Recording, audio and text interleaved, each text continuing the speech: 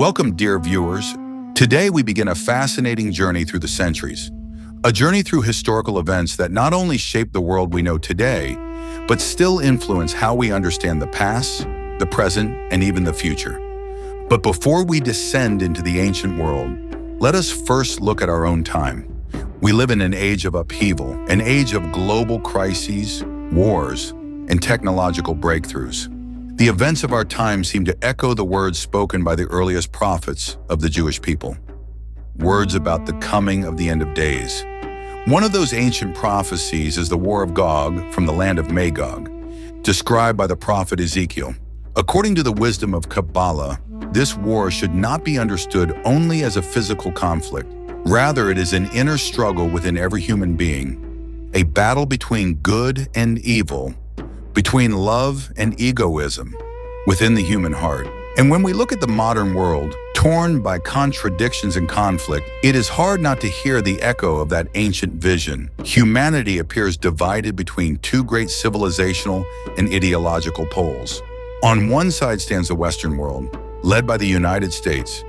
On the other stands the Eastern Bloc, represented by powers such as China, Russia, and Iran.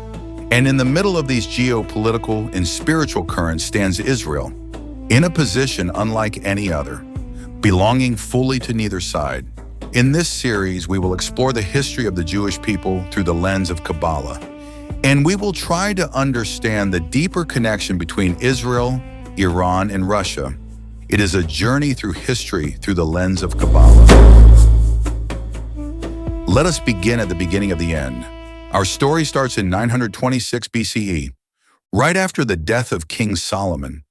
The once great and powerful kingdom that had united the 12 tribes of Israel split into two separate states, the northern kingdom of Israel and the southern kingdom of Judah. That division would eventually lead to catastrophe. It would end with the destruction of Solomon's great temple and the exile of the Jewish people from their land. But according to Jewish sources, the true cause of this disaster was deeper than politics. The covenant of unity that had once held the people together had been lost. The very covenant symbolized by Solomon's first temple. The division of the kingdom was only the outer expression of inner strife and spiritual fracture.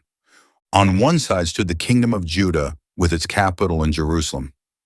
At first, Judah still tried to preserve the tradition and the laws of unity. The most important of these was the principle accepted by the entire people at Mount Sinai, to be as one man with one heart. On the other side stood the kingdom of Israel.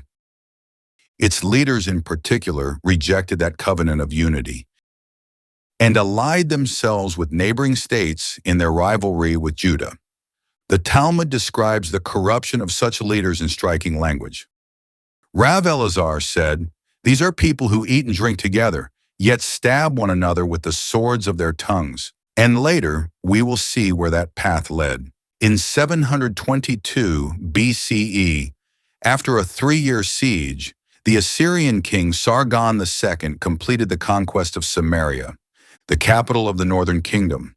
A significant part of the population was deported to Assyria, in keeping with Assyrian imperial policy, which aimed to break the national identity of conquered peoples. According to Assyrian cuneiform sources from Dur-Sharrukin, 27,290 captives were deported from Samaria alone. The Israelites were scattered across different regions of the Assyrian Empire.